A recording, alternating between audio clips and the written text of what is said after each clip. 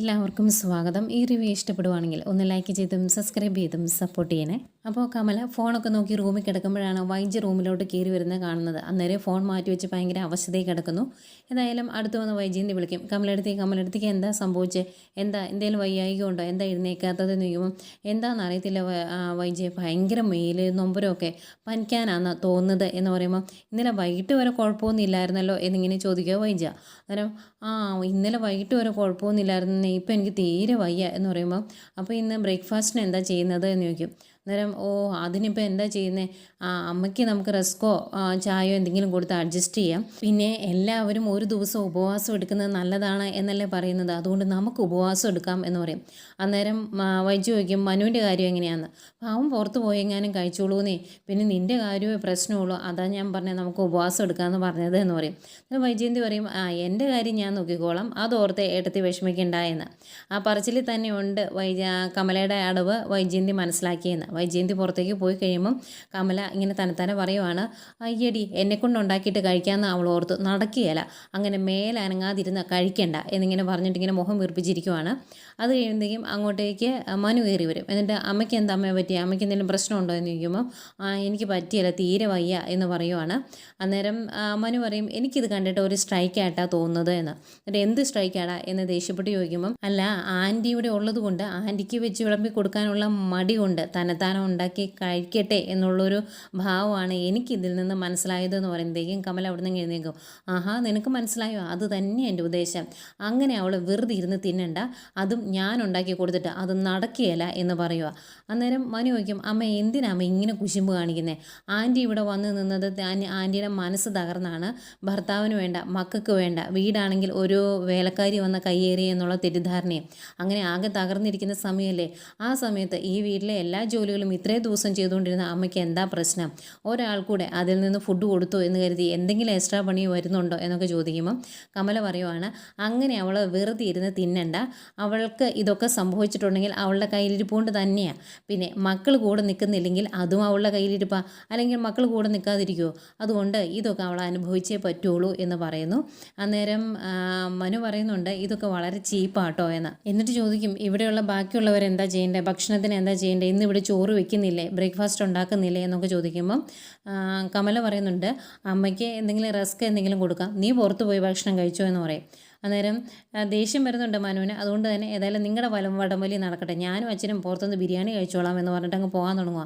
അത്തേക്കും കമല എടാ എനിക്കും വേണം ഒരു ബിരിയാണി, എനിക്ക് ഓർമ്മ മേടിച്ചുകൊണ്ട് വരണം കേട്ടോ എന്ന് പറഞ്ഞ് പുറകെ ചെല്ലും. എന്നിട്ട് പറയുന്നുണ്ട് എനിക്ക് വയ്യ എന്നുള്ളൊരു അവസ്ഥ വരുമ്പോൾ അവൾ എന്താ ചെയ്യേണ്ടത്, രാവിലെ എഴുന്നേറ്റ് അടുക്കളയിൽ കയറി എന്തെങ്കിലും ഉണ്ടാക്കണം, അങ്ങനെ ഉണ്ടാക്കി അവൾക്ക് എന്താ പ്രശ്നം എന്ന് ചോദിക്കുമ്പോഴും മനു പറയുന്നുണ്ട് അമ്മേ ആൻറ്റിക്ക് ഒരു ആക്സിഡൻറ്റ് കഴിഞ്ഞതാണ്, നേരാവണ്ണം എഴുന്നേറ്റ് നടക്കാറ് പോലും ആയിട്ടില്ല, അങ്ങനെ ഒരു അവശതയുള്ള കാര്യം അമ്മയ്ക്ക് അറിയത്തില്ലേ എന്ന് ചോദിക്കുമ്പം അതും അവളുടെ കയ്യിലിരിപ്പോണ്ടല്ലേ, ദേഷ്യപ്പെട്ട് വീട്ടിൽ നിന്ന് ചാടിപ്പോകാൻ ആരെങ്കിലും പറഞ്ഞായിരുന്നോ എന്ന് ചോദിക്കുന്നുണ്ട്. ഏതായാലും മനു ഒന്നും മിണ്ടുന്നില്ല, ഒരു ചിരിയും ചിരിച്ച് പുറത്തേക്ക് പോകുന്നുണ്ട്. കാരണം രണ്ടും ഒരേ വേവ് ലെങ്തുള്ള സാധനങ്ങളാണ്, തന്നെത്താനെ അങ്ങോട്ടും ഇങ്ങോട്ടും അങ്ങ് അടിച്ച് തീർക്കട്ടെ എന്ന് ഓർത്ത് കാണും. പിന്നെ കഴിയുന്നത് ബാലേന്ദ്രനെയാണ്. ബാലേന്ദ്രൻ ആ യാത്രയ്ക്കായിട്ട് ഇറങ്ങുന്നു, അതിനുള്ള കാര്യങ്ങളൊക്കെ ചെയ്യുവാണ്. 2 ജോഡി ഡ്രസ്സൊക്കെ എടുത്ത് വയ്ക്കുന്നുണ്ട്, അതുപോലെ മെഡിസിൻസും എല്ലാം എടുത്ത് വെച്ച് ബാഗുമായിട്ട് ഇറങ്ങി വന്നു കഴിയുമ്പോഴത്തേക്കും മക്കൾ 4 പേരും കൂടെ ഇറങ്ങി ചെല്ലുന്നുണ്ട് കേട്ടോ. അന്നേരം ബാലേന്ദ്രൻ കൊണ്ടുവന്ന ബാഗ് അവിടെ വെച്ചിട്ട് അവരോട് ചോദിക്കുന്നുണ്ട് നിങ്ങളുടെ പ്ലാൻ എന്താണ് എന്ന്. അന്നേരം അലീന പറയും അച്ഛൻ ഇവിടെ നിന്ന് ഇറങ്ങിക്കഴിഞ്ഞാൽ 1 മണിക്കൂർ കൊണ്ട് ഞങ്ങളും ഇറങ്ങും എന്ന് പറയുവാണ്. അന്നേരം അലീന ചോദിക്കും അച്ഛൻ മെഡിസിൻസൊക്കെ എടുത്തോന്ന്. അന്നേരം എടുത്തു എന്ന് പറയുമ്പോൾ ഓരോരുത്തർ ഓരോ സാധനങ്ങൾ എടുത്തോന്ന് ചോദിക്കും കേട്ടോ, മൊബൈൽ എടുത്തോ അതുപോലെ ചാർജർ എടുത്തോ എന്നൊക്കെ ചോദിക്കുന്നുണ്ട്. അപ്പോഴത്തേക്കും രോഹിത്തിനോട് അലീന പറയും എടാ അച്ഛൻ്റെ ബാഗ് എടുത്ത് വണ്ടിയിലേക്ക് വെച്ച് കൊടുക്കുക എന്ന്. അന്നേരം എല്ലാവരോടും എന്നെ ഈ കാണിക്കുന്നത്, എന്നെ ഒരു രോഗിയാക്കുവാണോ, ഈ ചെറിയ ബാഗ് പിടിക്കാനുള്ള ആരോഗ്യമൊക്കെ എനിക്കുണ്ട്, ഞാൻ ചെയ്തോളാം എന്ന് പറയുമ്പം രോഹിത്ത് വന്നിട്ട് അങ്ങനെയാണെങ്കിൽ ഞാൻ ഈ ബാഗ് എടുത്ത് വെച്ചിട്ടേ ഉള്ളൂ, ഇതുകൊണ്ടുണ്ടാകുന്ന കുറച്ചിൽ അങ്ങ് സഹിച്ചാൽ മതി, ഒരാളെ സഹായിക്കാം എന്ന് പറയുമ്പോൾ വേണ്ടെന്ന് പറയുന്നു എന്ന് ചോദിച്ചുകൊണ്ട് രോഹിത്ത് ബാഗ് എടുത്തുകൊണ്ട് കാറിൽ വെക്കാനായിട്ട് പോകും. അന്നേരം ബാലേന്ദ്രൻ ചിരിച്ചുകൊണ്ട് ചോദിക്കുന്നുണ്ട് ഇവൻ നിൻ്റെ ആരാടി ഗുണ്ടയാണോ, എന്ത് പറഞ്ഞാൽ അതുപോലെ ചെയ്യുന്ന ഗുണ്ടയാണോ എന്ന് ചോദിക്കുമ്പോൾ നേരത്തെ ഭയങ്കര വില്ലനായിരുന്നു, ഇപ്പം മെച്ചപ്പെട്ട് വരുന്നേ ഉള്ളൂ എന്ന് കൃഷ്ണമോള് പറയും. അപ്പോഴത്തേക്കും രോഹിത്ത് ബാഗൊക്കെ വെച്ചിട്ട് തിരിച്ച് കയറി വരും കേട്ടോ. അന്നേരം രോഹിത്തിനോട് ബാലേന്ദ്രൻ പറയുവാണ് എടാ നീ 3 പെൺപിള്ളേരും കൊണ്ടാണ് പോകുന്നത്, ഇവർക്ക് ഒരു കേടും കൂടാതെ നോക്കേണ്ടത് നിൻ്റെ കടമയാട്ടോ എന്ന്. അന്നേരം കൃഷ്ണമോള് ചോദിക്കും അതെന്താ വെച്ചാൽ കേട് വരാൻ ഞങ്ങൾ എന്താ വല്ല മാങ്ങാപ്പഴമാണോ എന്ന്. അന്നേരം ബാലേന്ദ്രൻ പറയുന്നുണ്ട് ഈ സാധനത്തെ നീ പ്രത്യേകം ശ്രദ്ധിച്ചോണം എന്ന്. അന്നേരം കൃഷ്ണമോൾക്ക് അത് ഇഷ്ടപ്പെടുകയില്ല, ഇനി ഇവിടെ നിന്നാൽ ശരിയാക്കിയാൽ അച്ഛൻ, അതുകൊണ്ട് പെട്ടെന്ന് പൊയ്ക്കേ എന്ന് പറഞ്ഞ് തള്ളി കൊണ്ടുപോവാണേ. അന്നേരം പുറത്തിറങ്ങി എന്നിട്ട് ബാലേന്ദ്രൻ ചോദിക്കും, ഇതിപ്പം വന്ന് ദേഹോപദ്രവം കൂടിയായല്ലോ, ഏതായാലും ഒരു കാര്യം കൂടി ഞാൻ പറഞ്ഞേക്കാം, അലീനെ ഞാനോ വൈദ്യോ ഇല്ലാതെ ഇവരെ ഇത്രയും ദൂരത്തേക്ക് വിടുന്നത് ആദ്യമായിട്ടാണ്. അതുകൊണ്ട് നീ ഇവരെ നോക്കിക്കോണം. ഞാൻ പറയേണ്ട കാര്യമില്ല എന്നറിയാം, എങ്കിലും നീ നോക്കിക്കോണം, സൂക്ഷിച്ചോണം എന്ന് പറയുവാണ്.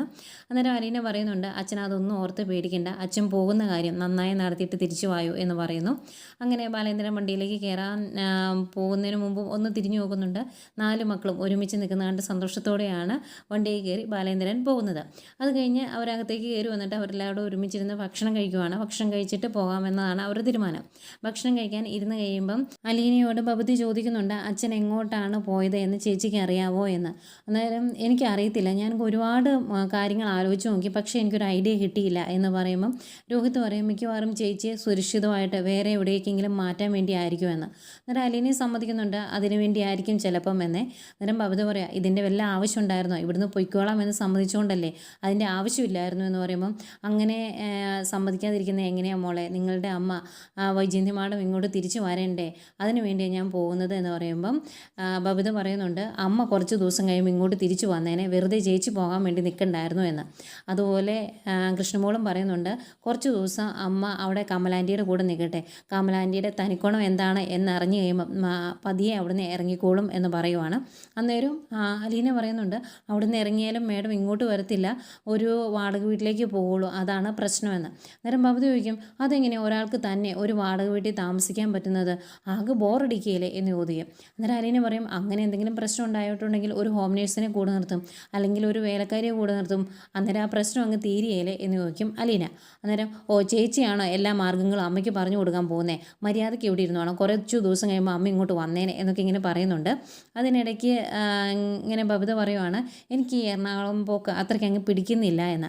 അന്നേരം അലീന പറയും, നീ പിടിക്കണ്ട, ഞാൻ പിടിച്ചോളാം എന്ന്. അന്നേരം രോഹിത് കുറച്ച് നേരം ഇങ്ങനെ ആലോചിച്ചിരുന്നിട്ട് പറയുവാണ്, ഇനി ഞാൻ നിങ്ങളൂടെ വരുന്നില്ല കേട്ടോ, വന്നിട്ടുണ്ടെങ്കിൽ ശരിയാകിയേല എന്ന്. അന്നേരം അലീന പറയും, നീ ഞങ്ങളുടെ കൂടെ വന്നേ പറ്റുള്ളൂ എന്ന് പറയുമ്പം, ഞാൻ വന്നാൽ ശരിയാകിയേല, എന്നെപ്പറ്റിയുള്ള കാര്യങ്ങളൊക്കെ അവിടെയുള്ളവർക്ക് എല്ലാവർക്കും അറിയാമായിരിക്കും, അതുകൂടാതെ അവർ പത്രത്തിലും വായിച്ചു കാണില്ലേ ഓരോ ന്യൂസ്, അതുകൊണ്ട് ഞാൻ വരുന്നില്ല ചേച്ചി എന്ന് പറയുമ്പം അലീന പറയുന്നുണ്ട്, ആൾക്കാരെ കാണുമ്പോൾ ഉള്ള നിൻ്റെ ഈ മടിയും ബുദ്ധിമുട്ടും ഒക്കെ മാറാൻ വേണ്ടി തന്നെയാണ് ഞാൻ നിന്നെ കൂടെ കൊണ്ടുപോകുന്നത്, നീ ഇതൊന്നും ഓർത്ത് വിഷമിക്കേണ്ട കാര്യമൊന്നുമില്ല, നീ ഞങ്ങളുടെ കൂടെ വന്നം എന്ന് പറയുന്നു.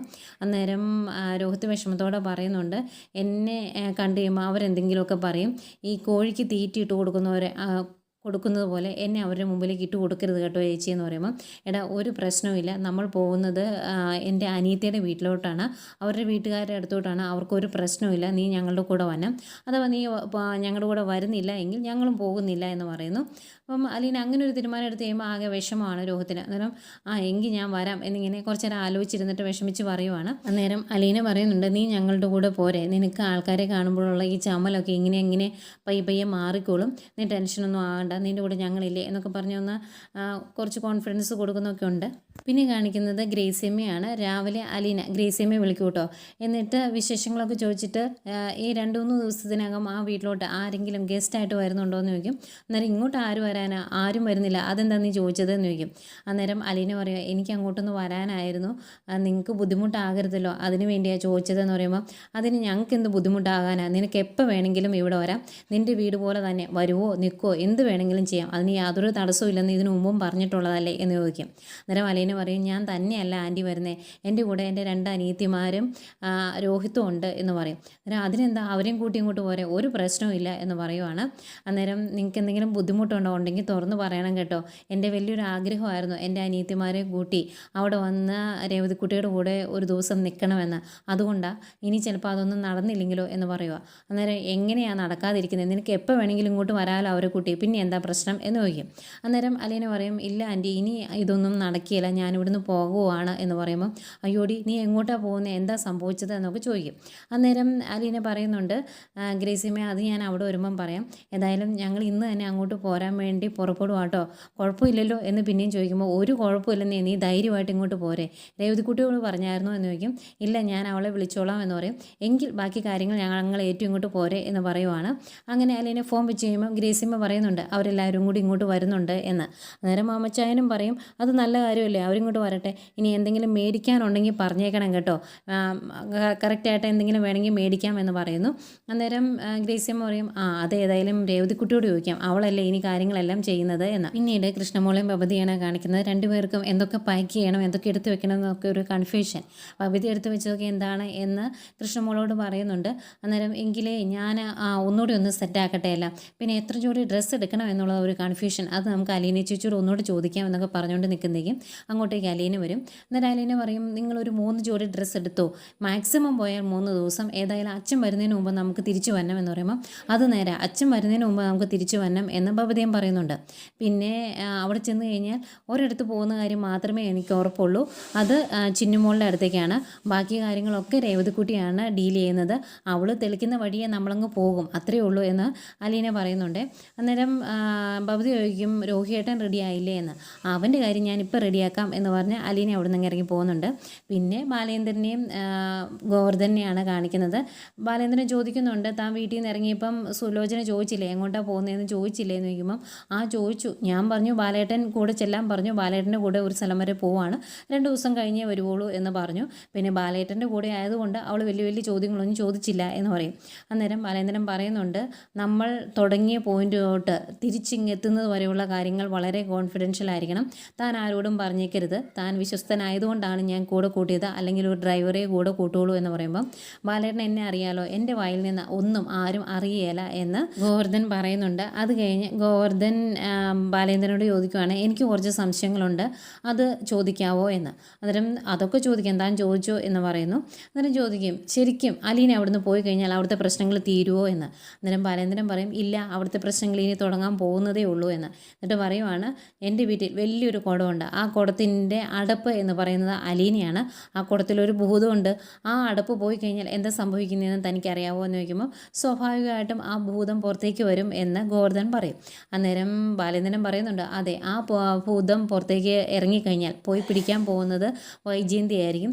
പിന്നെ അവൾ വിചാരിച്ചിട്ടുണ്ടെങ്കിൽ ആ ഭൂതത്തിൽ നിന്ന് രക്ഷപ്പെടാൻ അവൾക്ക് സാധിക്കത്തില്ല, ഈ അടപ്പ് എന്ന് പറയുന്ന അലീനയ്ക്ക് പോലും പിന്നെ ആ ഭൂതത്തെ പിടിച്ചു കെട്ടാൻ സാധിക്കത്തില്ല, പിന്നെയാണ് വൈജയന്തി ശരിക്കും ഓരോന്ന് അനുഭവിക്കാൻ പോകുന്നത് എന്നിങ്ങനെ ബാലേന്ദ്രൻ പറയുവാണ്. ബാലേന്ദ്രൻ്റെ മുഖത്ത് വൈജയന്തി ഇട്ട് വട്ടം കറക്കണം എന്നുള്ളതിൻ്റെ ആ ഒരു ലഹരി ഇങ്ങനെയുണ്ട്. ഇങ്ങനെ പറയുമ്പം ഭയങ്കര സന്തോഷവും വൈരാഗ്യവും ദേഷ്യവും ഒക്കെ ഇങ്ങനെ മുഖത്തേക്ക് മാറി മാറി വരുന്നുണ്ട്. ഏതായാലും അങ്ങനെ നിൽക്കുന്ന പറഞ്ഞുകൊണ്ടിരിക്കുന്ന ബാലേന്ദ്രനെ കാണിച്ചുകൊണ്ടാണ് ഇന്നത്തെ കഥ അവസാനിക്കുന്നത്. പിന്നെ നാളത്തെ പ്രൊമോയിലും ബാലേന്ദ്രൻ ഇതൊക്കെ തന്നെയാണ് പറയുന്നത്, എന്തൊക്കെ വൈജയന്തി ചെയ്യും എന്നുള്ള രീതിയിൽ. അങ്ങനെ പറയുമ്പോൾ ഇങ്ങനെ ഒരു അത്ഭുതത്തോടു കൂടിയാണ് ഇതൊക്കെ കേട്ട് ഇരിക്കുന്നത് ഗോവർദ്ധൻ. പിന്നീട് അവരെല്ലാവരോടെ 4 പേരും കൂടി രേവതിക്കുട്ടിയുടെ അടുത്തോട്ട് ചെല്ലുന്ന കാണിക്കുന്നുണ്ട്. അവിടെ പോയി വണ്ടി നിർത്തി കഴിയുമ്പോൾ ഇതാണോ രേവതിക്കുട്ടി താമസിക്കുന്ന വീട് എന്ന് പറഞ്ഞ് 3 പേരും അത്ഭുതപ്പെടുന്നതുകൊണ്ട് ഏതായാലും അവരങ്ങ് ഇറങ്ങി ചെന്ന് കഴിഞ്ഞ് പിന്നെ രേവതിക്കുട്ടി കാണിക്കുന്നുണ്ട്. രേവതിക്കുട്ടി മുഖം വീർപ്പിച്ച് നിൽക്കുന്നു, ആകെ സങ്കടത്തോടെ നിൽക്കുന്ന അലീനയെ കാണിക്കുന്നുണ്ട്. മിക്കവാറും ഈ കാര്യങ്ങളൊക്കെ ആദ്യം ഗ്രേസിയമ്മയെ വിളിച്ച് പറഞ്ഞതിൻ്റെ പരിഭവമായിരിക്കും, അല്ലെങ്കിൽ അലീനയുടെ കൂടെ അലീനയുടെ അനിയത്തിമാരും സഹോദരനുമാണല്ലോ ഉള്ളത്, അതിൻ്റെ കുശുമ്പ് കൊണ്ടുള്ള മുഖം വീർപ്പീരായിരിക്കും. ഏതായാലും ഇതൊക്കെ കാണിച്ചുകൊണ്ട് ഇന്നത്തെ കഥ തീരുന്നു.